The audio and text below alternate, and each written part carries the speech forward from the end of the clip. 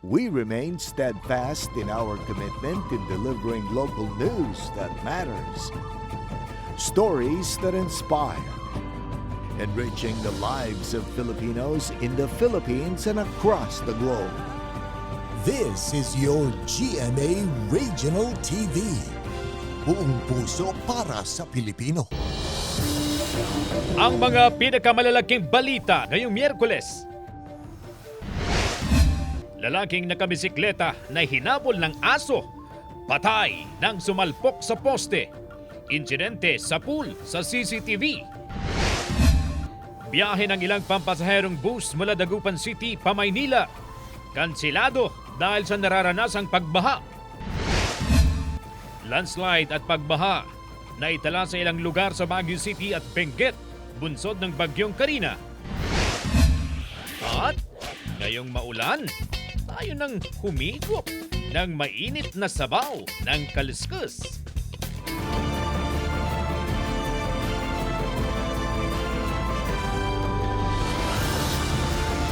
Ito ang GMA Regional TV 1 North Central Luzon.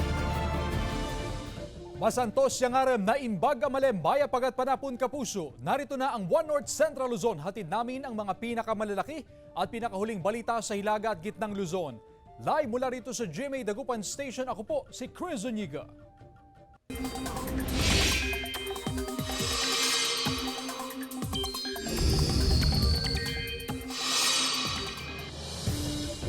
Mga kapuso, halos buong bansa ang patuloy na uulanin dahil sa pinagsamang epekto ng habagat at bagyong Karina na ngayon ay isa ng super typhoon ayon sa pinakahuling ulat mula sa Pag-asa. Huling namata ng sentro ng super typhoon Karina sa layong 395 kilometers north of Itbayat, Batanes. Nakataas ang signal number 2 sa Batanes. Signal number 1 naman sa Babuyan Islands, northern portion ng mainland Cagayan at northern portion ng Ilocos Norte. Inaasahan ngayong gabi o bukas ng umaga ay tatama ang bagyong Karina sa Taiwan bago tuluyang lumabas ng Philippine Area of Responsibility. Patuloy nitong pinapalakas at hinahatak ang habagat na nagpapaulan sa malaking bahagi ng bansa at nagdudulot ng kabi-kabilang pagbaha. Base naman sa datos sa Metro Weather, uulanin pa rin ang Ilocos Region, Cordillera Administrative Region at buong Central Luzon. Matitindi pa rin ang buhos ng ulan kaya maging alerto sa banta ng baha o landslide. May mga pagulan din sa iba pang bahagi ng bansa kaya maging handa at umantabay sa updates. Biyahe ng ilang pampasaherong bus mula Dagupan patungong Metro Manila kanselado dahil sa nararanasang pagbaha roon. Kaya ilang pasahero stranded sa terminal. Nakatutok si Claire Lacanilaw Dungka. Makikita sa ilang cellphone video ang baha na nararanasan sa ilang bahagi ng EDSA White Plains sa Maynila. Bandang alas 6 kaninang umaga, July 24. May ilang motorista ang nangahas na lumusong kahit nararanasan ang rumaragasang baha. Pero kahit mga bus, hirap makatawid sa baha. Kaya ang ilang bus terminal sa Dagupan City, kanselado ang ilang biyahe pa Maynila dahil hindi raw passable ang ruta bunsod ng mataas na antas ng baha sa lugar. Naka-freeze lang po kami sa Manila bound kasi not passable po ang NLEX po natin. Northbound at southbound ay hindi po passable. Minomonitor po, always monitoring naman para maabisuhan lahat ng mga pasahero natin. Ang ilang pasahero, ilang oras na raw stranded dahil walang dumarating na bus pa Maynila. Hindi pa daw po mapagdesisyonan kung bibiyahe o hindi. Sana nga po meron na kasi yung anak ko naggagamot yun eh. Hindi ko nga po alam nung kung makakasakay ako. May emergency pa naman ako. Yung apo ko nasa ospital. Agad naman daw ire-resume ang biyahe ng bus kapag humupa na ang baha. Samantala tuloy-tuloy naman ang biyahe papuntang Baguio sa terminal ng van sa Dagupan City. Sa ngayon matumal kasi pag itong may bagyo, bihira lang ang umakyat. Gagamit sana ako ng sasakyan kaso kasi medyo traffic o di kaya mas-safe na lang na commute na lang ako. Tiniyak naman ng mga operator na nakabantay sila sa lagay ng panahon at nakamonitor sa lagay ng kalsada para sa ligtas na biyahe. Kasama si Jing Dakanay, Claire Lacanilaw Dungka, One North Central Luzon. Ilang lugar sa Central Luzon nakaranas ng pagbaha at landslide dahil sa pag-ulan at high tide. Yan ang balitang tinutukan ni CJ Turida. Binaha ang ilang bahagi ng Pampanga dahil sa tuloy-tuloy na pag-ulan. Hindi bababa sa 17 barangay sa Masantol ang nakararanas ng pagbaha. Nakatutok ang PDRRMO sa sitwasyon. Sa Olongapo City, ilang pangunahing kalsada ang binaha dahil sa walang tigil na pag-ulan tulad ng Anonas, 23rd Street, 23rd City Hall, Ulo ng Apo at Rizal 21 Street West. Mabagal ang daloy ng trapiko sa mga nasabing lugar. Ang ilang residente napilitang lumusong sa baha. Sa lakas ng ulan, bumagsak ang hanging bridge sa Santa Cruz, Zambales na nagdurugtong sa Barangay Babuyan, Santa Cruz at Infanta sa Pangasinan. Ayon sa MDRRMO, biglang tumaas ang antas ng ilog at inabot ang tulay. Nagsagawa na ng inspeksyon ng Provincial Engineering Office sa nasirang tulay. Monitor po namin yung situation doon sa area. Hindi naman po isolated yung area kasi meron naman pong kalsada. Wala naman pong reported na casualty or affected. Ilang insidente ng landslide ang naitala sa Barangay Baseco Country at Barangay Malaya sa Mariveles, Bataan. Bunsod ito ng tuloy-tuloy na pag-ulan. Hindi bababa sa 50 pamilya ang inilikas upang matiyak ang kanilang kaligtasan. Yung iba po, since medyo delikado po yung area nila and very high risk and prone sa landslide, kaya may nabuti po na i-evacuate sila. Hindi madaanan ang Barangay Di Panamyanan at Dibut Road matapos masira ang kalsada sa San Luis, Aurora. Inaanod kasi ng malakas na ragasan ng tubig ang imburnal na ginagamit na pansamantalang tulay roon. Buti na lang daw may ibang ruta kaya nakauwi rin ang mga apektadong residente. Samantala, suspendido ang lahat ng aktibidad na may kaugnayan sa turismo dahil sa masamang panahon. Patuloy ang pag-ulan sa Cabanatuan City dahil sa bagyong Karina at Hamagat. Apektado ang pamamasada ng mga tricycle driver. Sa kabila ng masamang panahon, tuloy pa rin ang enrollment ng mga learner para sa nalalapit na pasukan. CJ Torida, One North, Central Luzon. Mga residente sa Barangay Anolid, Mangaldan, Pangasinan nangangamba sa pag-apaw ng Payas Creek. May ulat si Joan Punsoy. Unti-unti nang tumataas ang antas ng tubig sa Payas Creek sa Barangay Anolid, Mangaldan, Pangasinan dahil sa tuloy-tuloy na pag-ulan. Kung tuluyang umapaw ang tubig sa sapa, magdudulot ito ng pagbaha sa barangay. 7 po yung sitio dito, pero ang mas critical kasi kapag tumaas ang tubig dito sa may 5. 3, 5 at saka ang 6. Pinaghahandaan na ito ng mga residente.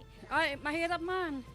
Kaya lagi kami nakabuta. Pag hindi kami nagbubuta, di masakit ang paa namin. Mamaya may alipunga. Sa pag-ikot ng Barangay Council, nadiskubre na ilang culvert o daluyan ng tubig ang nasira at barado.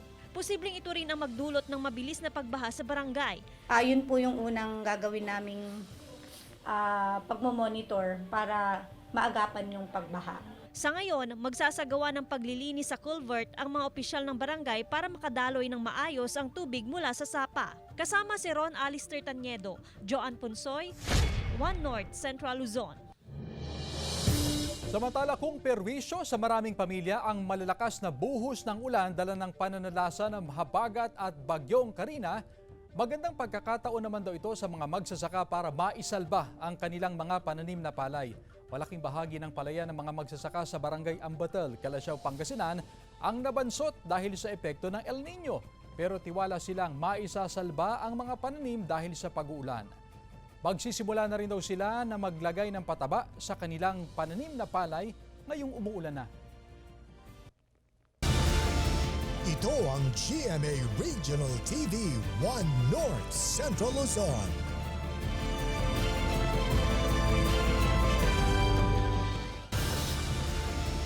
Ito ang GMA Regional TV 1 North Central Luzon.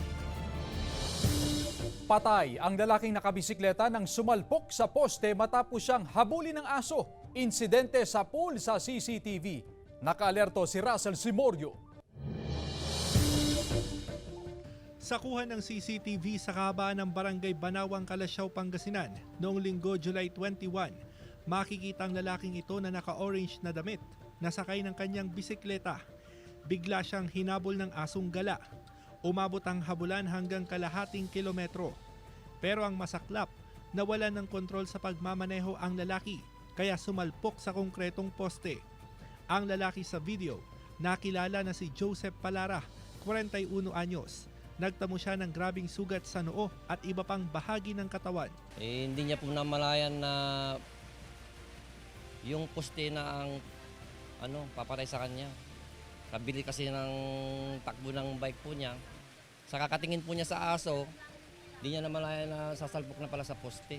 Ayon sa barangay council, nakita na lang ng isang residente ang biktima na duguan habang nakapatong sa nakatumbang bisikleta. Wala umanong umaamin kung sino ang may-ari ng asong humabol sa biktima. Pinunta ng kababayan namin. Pumunta sila, tingnan ko anong nangyari. Yung pala na nabangga na tawa yung ulo niya. Patay pa. Sana po yung mga aso nyo, itali po na lang natin at para di makapanakit ng ibang tao. Pinagsabihan na ng barangay council ang mga residente kaugnay sa paghihigpit sa ordinansang aso mo, itali mo. Samantala, tuloy ang paalala ng otoridad sa mga siklista at motorista na mag-ingat sa pagmamaneho ngayong madula sa mga kakalsadahan dahil sa nararanasang pag-ulan. Kasama si Daryl Peralta, Russell Simorio, One North, Sancha, Luzon. Sa kapapasok lamang na balita, nasawi ang mag-ina matapos na bumagsak ang pader ng kanilang bahay sa Barangay Pampang, Angeles City, Pampanga. Ayon sa Angeles City RRMO, nakatira ang mga biktima sa tabi ng Abacan River. Nagkaroon ng soil erosion dahil sa walang tigil na pag-ulan, dahilan para gumuho ang pader ng kanilang bahay. Nakaligtas at kasalukuyan nagpapagaling sa ospital ang padre de pamilya na nagtamo ng mga sugat sa katawan. Kaagad namang ipinag-utos ng LGU ang forced evacuation sa mga residente na malapit sa mga creek at ilog sa lungsod para masiguro ang kanilang kaligtasan. Landslide at pagbaha na itala sa ilang lugar sa Baguio City at Benguet, bunsod ng Bagyong Karina. May live update doon si Joan Punsoy. Joan? Chris, simula pa nga kahapon hanggang ngayon ay patuloy itong pagbuhos ng malakas na ulan dito sa Baguio City.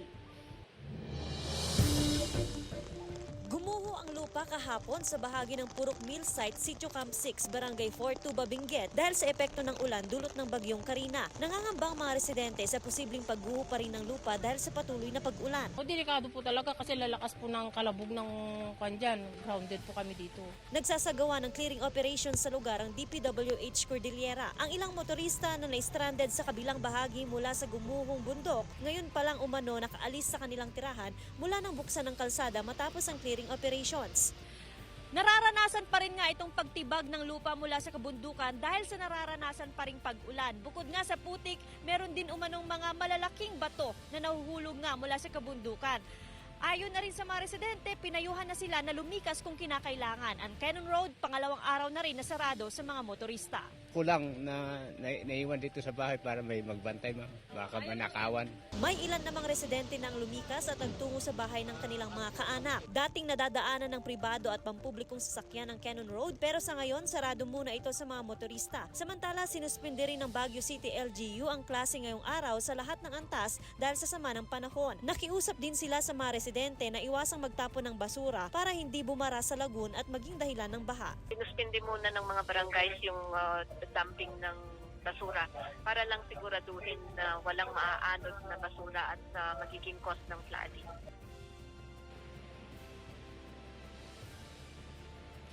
24 oras ng araw ang monitoring ng mga kawani ng DPWH Cordillera sa clearing operations ng rock slide at landslide. Dahil sarado naman ang Cannon Road, magiging alternate routes paakyat sa lungsod ng Baguio ang Marcos Highway at Nagilian Road. Kanina naman, Chris, nung pag-akyat natin gamit nga itong Marcos Highway ay hindi naman tayo naantala at maganda nga itong kalsada kumpara kahapon nga na nakapagtala ng malakas na pagbuhos ng ulan.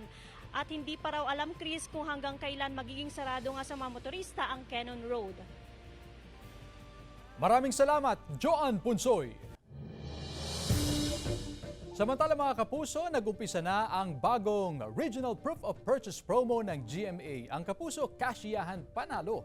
Pwedeng magpadala ng entry sa mga kapuso sa Dagupan sa Pangasinan, Naga sa Bicol, Cebu at Cagayan de Oro para may chance na manalo ng maraming papremyo. Ang official sending of entries ay nagsimula noong July 6, 2024 at magtatagal hanggang August 16, 2024. Pwede maghulog ng entry sa mga GMA regional stations sa Dagupan, Bicol, Cebu at Cagayan de Oro at sa mga piling local supermarkets at groceries sa participating locations. Bumisita lang sa official Facebook pages ng GMA Promos, GMA Regional TV, Super Radio DZBB at Barangay LS para sa kumpletong listahan ng drop box locations. Mag-ingat sa fake news, fake Facebook accounts o scam text. Tutok lang sa GMA o bumisita sa official Facebook page ng GMA Promos para sa complete mechanics at announcements. Ito ang GMA Regional TV 1 North Central Luzon.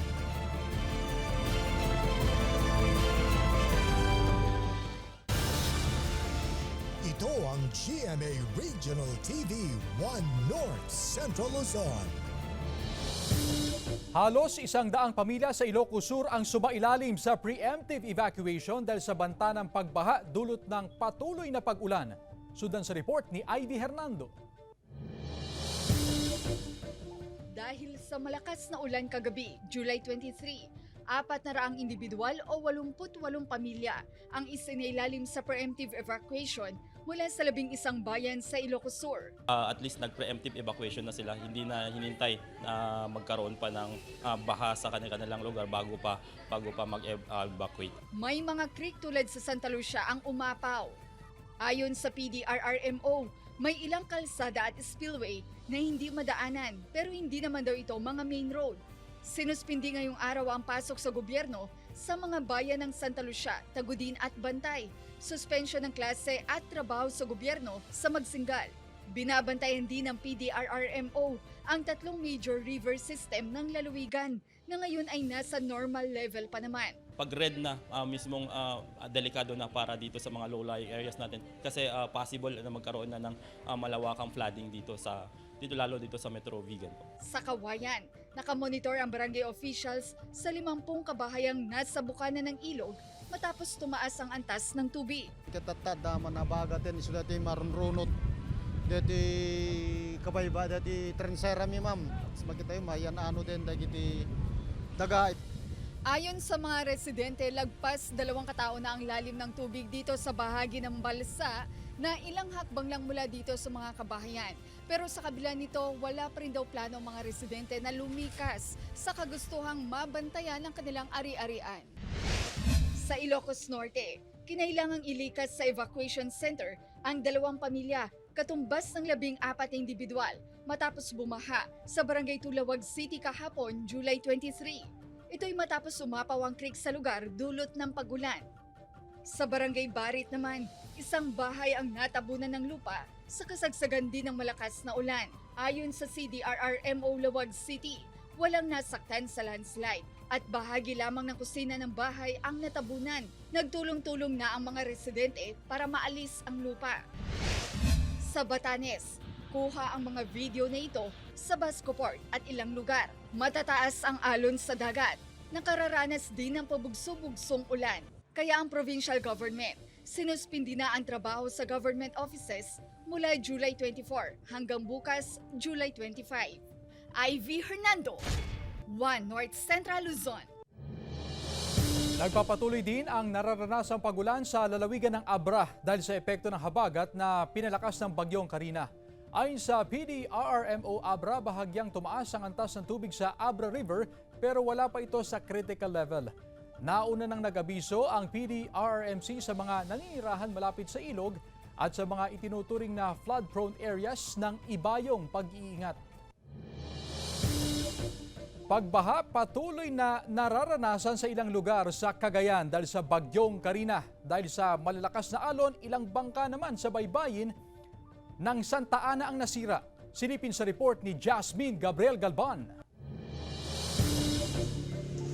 Nakataas ang lahat ng gamit sa bahay ni Ampie Unciano mula sa barangay Santa Cruz, Santa Ana, Cagayan. Tumataas kasi ang baha sa kanilang lugar, bunsod ng pag-ulan na dala ni Bagyong Karina. Biglaan po yung pagtaas ng tubig po.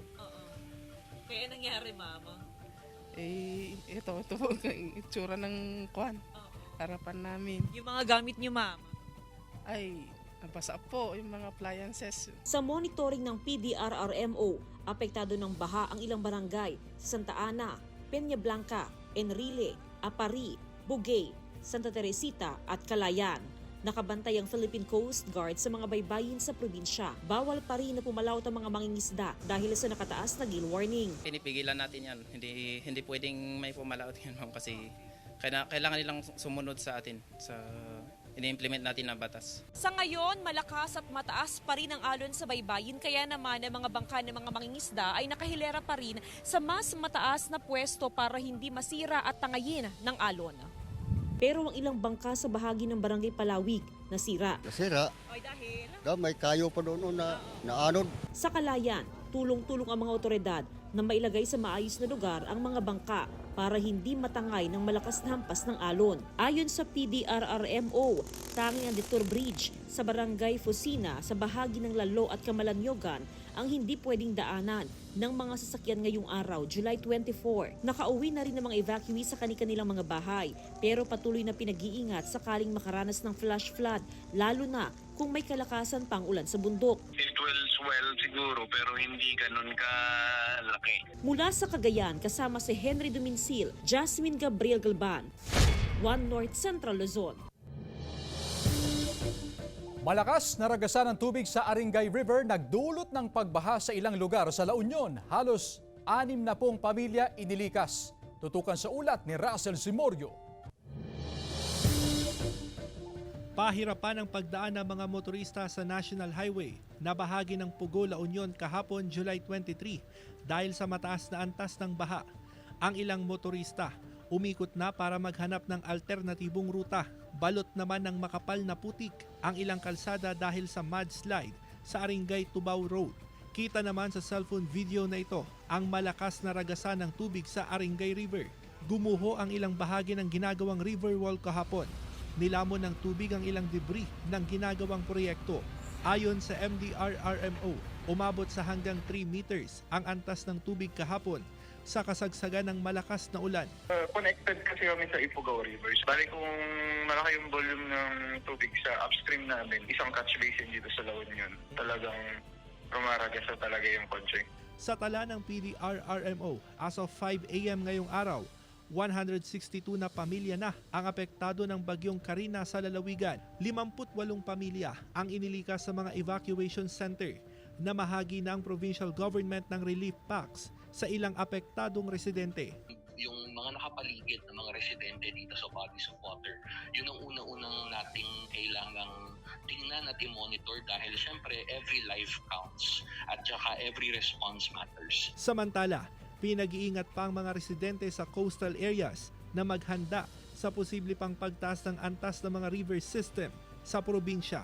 Yellow warning na po ang ating mga rivers at saka binabantayan po natin na sana hindi na po umulan at saka tuloy-tuloy na yung pagbaba ng level ng water po dito sa ating mga bodies of water. Russell Simorio, One North Central Luzon. Bahagyang nakatulong ang pagulan sa pagtaas ng level ng tubig sa major dam sa Luzon buhat ng maranasan ang El Nino. Sa monitoring ng DOST Pag-asa, nasa 227.50 meters above sea level ang current water level elevation ng San Roque Dam. Bahagyang tumaas ng 1 punto ang kargang tubig ng dam kumpara noong nakaraang araw. Ang kargang tubig naman ng Pantabangan Dam sa Nueva Ecija na pangunahing pinagkukuhanan ng patubig ng Nia Upriis ay nasa 180.57 meters above sea level.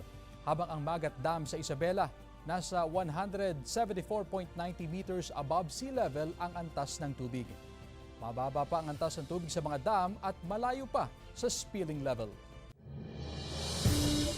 7 barangay sa Dagupan City binabantayan ng CDRRMO dahil sa posibleng pagbaha. Tutukan sa report. Sa ilang barangay sa Dagupan City, may ilang bahagi na nakararanas ng pagbaha. Patuloy pa rin na binabaha ang ilang pangunahing kalsada sa lungsod, bunsod din ng pag-ulan na sinabayan pa ng high tide. Ang ilang residente, naghahanda na sa posibleng pagtaas ng antas ng tubig. Lahat ng mga gamit, tinataas. Pag lilikas na, pag talagang hindi na kayang lilikas talaga. Ayon sa City Disaster Risk Reduction and Management Office, nananatiling nasa red alert status sa Dagupan City dahil sa posibleng epekto ng bagyo. Mahigpit na binabantayan ng CDRRMO ang 7 barangay na malapit sa Pantal-Sinucalan River na posibleng makaranas ng matinding pagbaha dahil sa epekto ng bagyong Karina. Samantala, patuloy pa rin na binabantayan ng Pangasinan PDRRMO ang ilang river system sa lalawigan. Yellow warning, expected po ang 15 to 30 millimeters accumulation of rainfall. Kaya patuloy po yung abiso natin sa mga low-lying areas and flood-prone areas, landslide-prone areas, mag-green alerto. Sa ngayon, nasa below normal pa rin ang antas ng tubig sa ilang ilog sa probinsya. Kasama si Jing Dakanay, Claire Lacanilaw Dungka, One North Central Luzon. Nabubulok na ang mga aning mais ng mga magsasaka sa Dilasag, Aurora. Wala kasing makapagbilad ng mais sa lugar dahil 1 linggo nang nararanasan ang maulang panahon dulot ng habagat na pinalakas ng bagyong Karina. Tuloy ang mga butil ng mais, inaamag at nangangamoy na sa mga sako.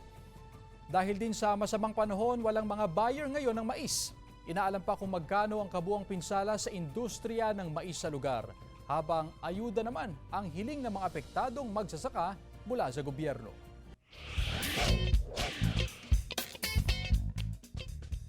Bentahan ng pamosong kalaskas ng Dagupan City, patok ngayong maulan ang panahon. Tunghayan sa report. Mainit-init na sabaw na may malambot at malinamnam na karne ng baka. Iyan ang pamosong kaliskas ng Dagupan City. Pangunahing sangkap ng kaliskas ang karne ng baka at laman loob ng kalabaw at baka. Magkahalong asim at alat ang sabaw nito na talaga namang perfect comfort food sa maulang panahon. Sa sikat na kaliskasan dito sa Herrero Perez, nakilalang 52 anyos na si Roan Micabalo na 5 dekada nang nagbebenta ng kaliskas. Kanya raw pinapakuluan ng matagal sa uling ang laman ng kalabaw at baka, na siyang nagpapalabas sa masarap na lasa ng karne. Nag-start po to sa lola ko since 1954 po. Tapos, nung nawala si lola, sumunod yung nanay ko. Pagkatapos si nanay, ako naman. Masarap pong humigop ng sabaw, may sabaw pag tag-ulan po, kaya naalala nilang pumunta dito, ma'am. Ang itinuturing raw na OG na kaliskas talagang binabalik-balikan ng kanyang customer. Solve ka na sa isang serving ng kaliskas na only soup pa.